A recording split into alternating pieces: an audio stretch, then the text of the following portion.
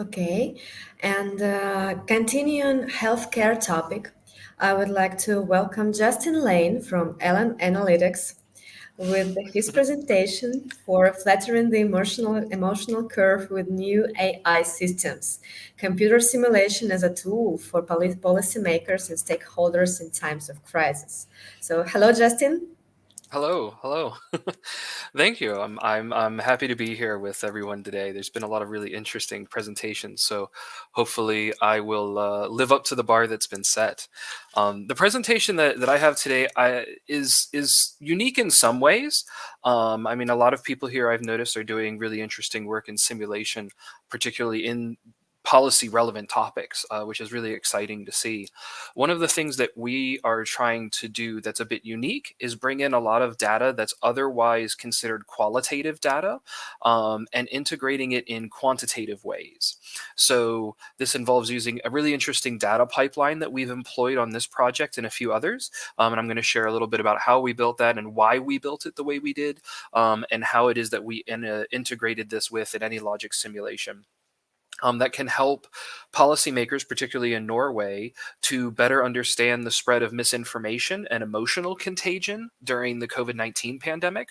Um, Effectively, we'll go through a bit of the background, a very brief thing on the idea of why we're taking this approach to COVID modeling a little differently than other people are, some of the problems of model validation, and then how we're using an interesting data social listening pipeline effectively, and connecting it with AnyLogic so that we can create automated model initialization. And then a little bit, if we have time, of course, to discuss where we're going with this in the future, because we think that there's a couple of interesting applications for this that could be really policy relevant, but also very timely for the at the moment. Um, the project was started by myself and my research partner, Professor Laurent Schultz, at the University of Agder. We basically responded to an open call by the Norwegian government when the COVID pandemic started. They were very eager to try and look for innovative solutions that can try and help them get any kind of an edge, to better understand how to respond in an unprecedented event. Nobody had seen, no one really had a baseline of what to do, for basically 100 years. So we came forward and said, we're not epidemiologists, but they needed to track emotion and misinformation on social networks. Particularly, they were interested in Twitter, and Twitter, of course, was very interested in opening up data pipelines to researchers so that we could get more data, and better understand how that was going in time. So that was also a really interesting collaboration. We proposed to them that instead of using a usual model, we wanted to use a multi-agent AI model.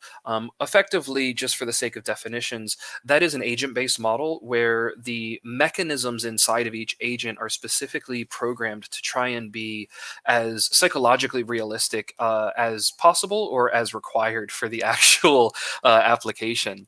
Then validation was something that we decided to kind of put our hats on in the social sciences and look at using nationally representative surveys in order to get data on the ground from different individuals and different groups, but also try and go the in silico route, if you will, and get validated data through social media. So, as a lot of us know, most of the COVID-19 models that we currently have been using and were available at the beginning of the pandemic were reappropriated SEER models. They were just looking at susceptibility in infected and recovered individuals and different variations on that theme, right? Now, our specialty obviously was not epidemiology. We are both social scientists with backgrounds in AI and psychology. And so we wanted to look at this from a more human standpoint and look at it from the level of human sociality. So our model focused more on the spread of emotional contagion and how this affects humans. And we really wanted to get at these three questions for the stakeholders: is who's going to follow regulations that are output from the stakeholders? When is misinformation more engaging, to try and see if we can mimic those patterns to try and get an edge on, basically an information overload that is social media today? And what effects do anxiety have on the political leanings and identities of different individuals, and how that might subsequently be affecting misinformation, and people who are and the motivation to follow regulations? Now, our approach, we take a lot of data from different places, right? So we do have simulation validation, but that's built on top of a foundation of survey results and social media analytics. So we want to try and look at three key inputs and outputs, and those are behavioral, psychological, and digital. For behavioral data, we were relying on survey data, a lot of things that are self report, just because when you're in the middle of a pandemic with an international team, you can't very well fly, much less actually do any sort of observation of people as they are in the world. For psychological data, we combined the survey with digital data. And we're able to kind of connect the survey data with social media data by creating psychological profiles from the social media data.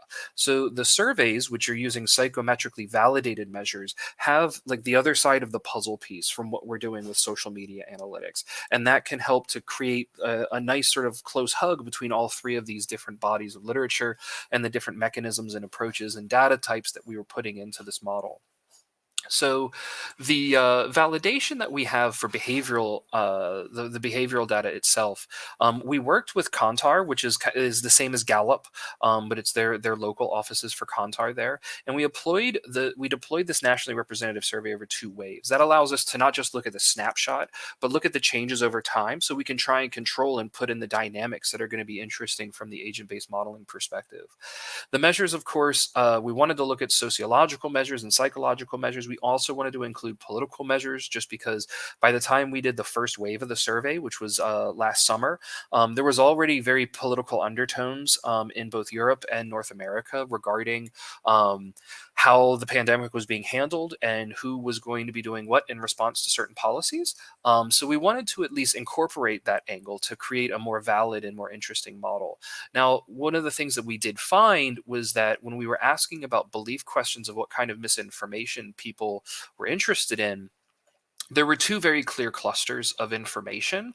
And this was very interesting for us to incorporate into the agent based model from the beginning, which is that the sort of circular information that we see here in this cluster, which just clustered the answers on questions we had about misinformation and disinformation regarding the pandemic and COVID. You see one circular glob of information, which are largely people who do not endorse any conspiracy theories whatsoever.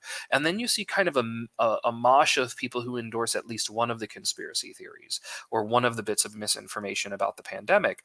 But there's not a very cohesive ideology that we were able to pull out from our analytics. And when we look between time one and time two, what we see is that there's actually a slight tightening. People started to come around and meet in the middle between their beliefs. So it's not that people from the conspiracy side to the non conspiracy side got further apart as the pandemic went on. They actually got closer. I think a lot of the conspiracies really got so far fetched that people stopped believing them. And then some of the things that were considered conspiracy and misinformation early on started to feel more real for a lot of people. And so that we used to try and better parameterize the behavioral aspects of our simulation on how an individual will act or react to a policy, and also how they've been affected by some kind of policy. And that's one of the reasons that we had this link between this and the social media data. But using the survey data, we wanted to create an architecture that helps us to pick apart all of the different things that are going on in the model. So from the survey, we also were asking all of these different questions. We created a structural equation model to be the backbone of our architecture at the agent-based level. We found that different perceived threats have very different connections to political leanings, which had different connections to whether or not someone would actually follow the beliefs or follow the restrictions in Norway, which are called dugnad in Norwegian. It basically means kind of like the communal responsibility to do what's needed to get through the pandemic. What we found effectively was that contagion, financial, and natural threats had an effect where it was increasing more conservative political leanings, while social and predatory threats, like the idea that someone might kill you, was increasing more left leaning political leanings. And that those political leanings did have effects on whether or not you would follow the rules that were set out by the local governments or not. But that was completely mediated by how you identified as a Norwegian, right? So national identity was playing this interactive effect between politics and the dugnad and the restrictions. It was not just a one-to-one thing. So in our model, we utilize semantic networks to represent personal and social schemas and personal and social identities. So we're able to actually reconstruct slight differences in the identities to try and capture this. So that's one of the reasons really that we chose AnyLogic, for example, over other software modeling platforms, was the ease and ability with which we can do multi-paradigm modeling. So adding things like system dynamics over time in with the agent-based models at the same time, and adding the complexities of network matrices into an agent architecture at the agent level, and then have them calculated and better understood and manipulated using functions at that higher level, actually became really useful for us as from an efficiencies standpoint, where you're in a race against the clock to try and create a viable model that might be able to help a policymaker before the crisis is over. um, this to make like this links us directly to the digital data that we collected as well. As I mentioned, we were gathering data from Twitter, which gives us an automatic social network. The Twitter API provides you with the links of followers and friends of any user. So that provides us a ready-made social network. And you see a network visualization there. That is one of the actual networks that we visualized in the model itself. This is visualized using Gephi. We don't actually do the full network visualization within our AnyLogic simulation, just because it's not something that's very useful for the stakeholders. We also import psychographic maps of those users. So analyzing the text of their social media feeds, we can get information about their personality, their concerns, their fears, the sort of threats that go into their political leanings, etc. And we're doing that with something called the Culture Pulse API, which is an AI-backed text API where you can put in a unstructured text and you can get back basically a profile of what those texts look like. By gathering that information directly, we were able to initialize this using a database of those users, their social network links, and the psychographic maps, and that gives us a very quick pipeline to a very realistic and psychometrically validated initialization for the model. What we revealed through that actually is that there are very large influencers outside of Norway, particularly coming from the Middle East, and that the clusters of information are far more related to language than actual beliefs or misinformation. So it's not just that there's an echo chamber of information around COVID, at least not when it comes to Scandinavia. The biggest influence actually is an echo chamber of language, which is somewhat to be expected. But with Google Chrome having a right click where you can translate any tweet, for example, and automatic translation being a key aspect of just about all social network platforms today, it becomes something that's very easy to overcome, right? That language barrier allows you to break in. And for example, we found that one of the key influencers in the network in Scandinavia had a very high betweenness with the cluster from Turkey. So we were seeing issues and anxieties related to the geopolitical situations in the Middle East, having a very large influence on the perception and anxiety of individuals in Norway. And so that's something that we're still testing out and still trying to better understand as we continue to develop this model out. Now, the pipeline itself that we used has a lot of different categories. Like I said, it allows us to take any raw unstructured text and return these approximated parameters. It was developed over several years of lab research, so it's not just a machine learning pipeline. There's a lot of experimental work that goes into it. It is using both a lexical and a statistical or machine learning approach. It's currently functional in all of the languages that we were using, with the exception of one, but there were, I think, 3 tweets in that language, so we didn't have to worry about that. A much larger issue actually is that the linguistic tagging in the Twitter API for things like tweets that just have emojis are not defined linguistically. So the Culture Pulse system does take into account emoticons and has them coded as well. So that's something that was useful and helped us to decide, how we would use that and how we would deploy it. Um, And this is something that you can liken it to sentiment analysis in many ways. A lot of people do, but it also includes things like anxiety and morality, the extent to which people talk about finances or family and friends. And that was one of the other things that we needed, right? We wanted to know not just whether or not they were happy or sad. It's a pandemic, so there shouldn't be a lot of positive sentiment. We don't assume so.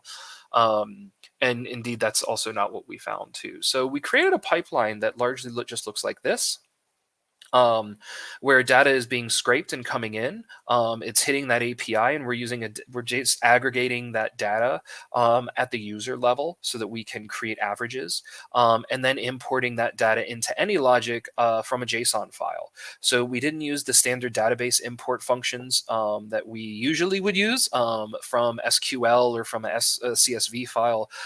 We wrote our own custom functions to bring that in from a MongoDB system. And then initialized each agent kind of one at a time based on the arrays that we pulled in from the JSON.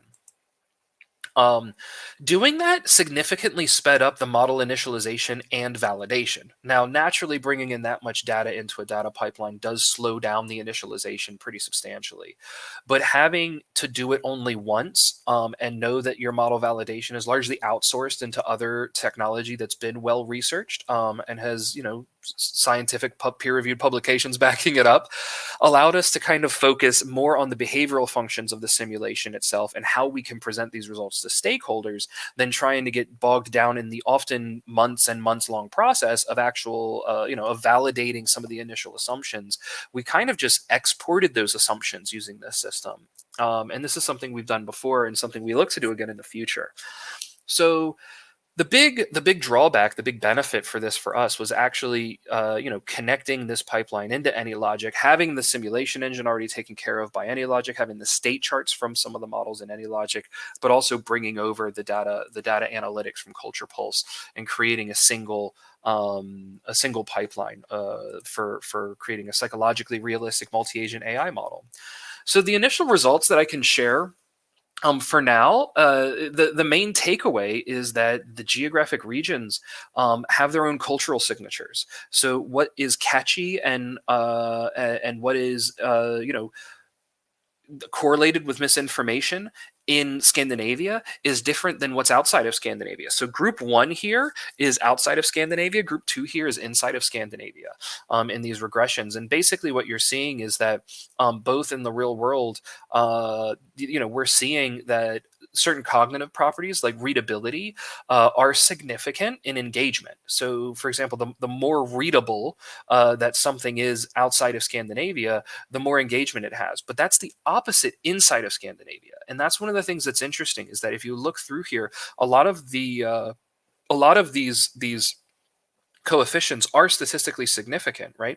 So things like morality, right? In-group morality or purity morality, or even morality in general, those are all significant. But in some cases, the signs are flipped, right? So moral, right? Harm and care, like how much you're willing to harm someone or how much you want to stop the harm of someone else.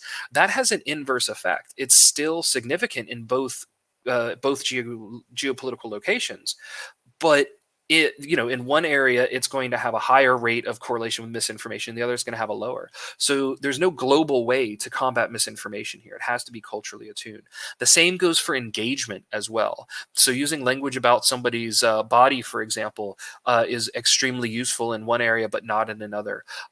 Talking about female gender norms is useful in one and not in another, and then male is useful in the opposite, right? So taking a one size fits all approach or trying to export information from the Middle East or from North America and then applying it to Scandinavia not only might not have valid effects, it might have the opposite effects that are intended for policymakers when it comes to public engagement and getting the message out. So from future research and applications, one of the things that we want to do is go back to some of the original research that was utilizing and developing this pipeline, which had to do with understanding extremism and the use of AI for predicting religious violence. We also want to start looking more broadly at political violence. A lot of the work that we're seeing with our collaborators is showing that this is something that's extremely useful and very viable. We're working with a new social media company, Minds.com, to try and utilize some of our results to better understand and possibly even reverse the radicalization that happens in online social media networks. Now, one of the ways that we're doing this with Minds is they have a commitment, and and our scope and our engagement with them, aligns with this commitment to not censor information, even misinformation. And so what we have to do, the challenge there is to say we can't be like a Facebook, right? We can't just kick these people off the platform. We have to find a way to de-radicalize them and address the very real issue of radicalization and extremism online, but do it without kicking them off the platform, which doesn't even address the platform. It just kicks it under the rug or puts it in somebody else's rug. Um, so naturally, though, that in that area, dealing with misinformation is not the hardest issue. There is a question that I'll jump right into, though, because it's related here: is how do we judge misinformation? Were there specific ideas or statements that were characterized as misinformation? In this, what we did is we went out and we got a corpus of tweets. So we went out to Twitter and we got a bunch of tweets, some of which were misinformation, some of which weren't, and some of which appeared to be it. And we did train a machine learning system there, and we're using that to judge, the extent to which there was misinformation content in those tweets. And so that was the way that we went about doing that, was by creating a new ML platform there. And we collaborated with some professors and students and some data sources at the University of Agder, where my collaborator is based. So in the future, we're really excited to look at this and try and widen this out and not just do, COVID related responses, but try and see if we can use this to better understand and basically not necessarily predict when and where political violence might come out, but when and where we can implement new policies to try and lessen the threat of political violence. I think that taking that more nuanced approach really lends itself well to agent-based modeling in particular, and the kinds of predictions that we can make in agent-based modeling, using that with the epistemological scare quotes of a quasi-academic, I guess. But I think that is really the next step here. And one of the things that I'll just wrap up with as a takeaway is that one of the things that we learned is that a lot of these numbers are useless when it comes to the policymakers. They don't care. They don't care about what we did with the model. They don't care how cool it is. They don't care how advanced this is.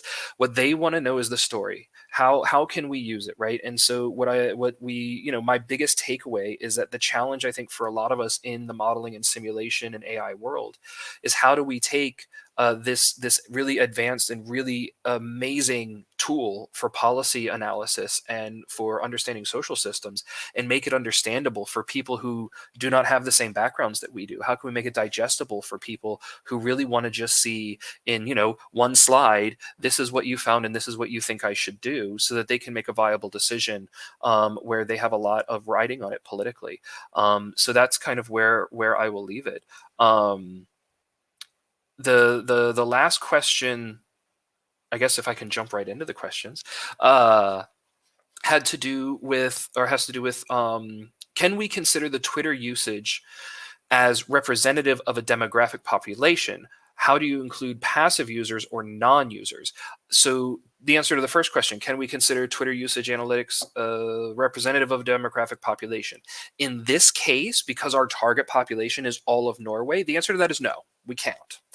That's one of the reasons that we did a nationally representative survey, was because we knew going into this what the Twitter sphere looks like in Scandinavia. They are Facebook preferred, if you will. They don't use a lot with Reddit, which is really the community group online that I think has some of the best data to look at and use.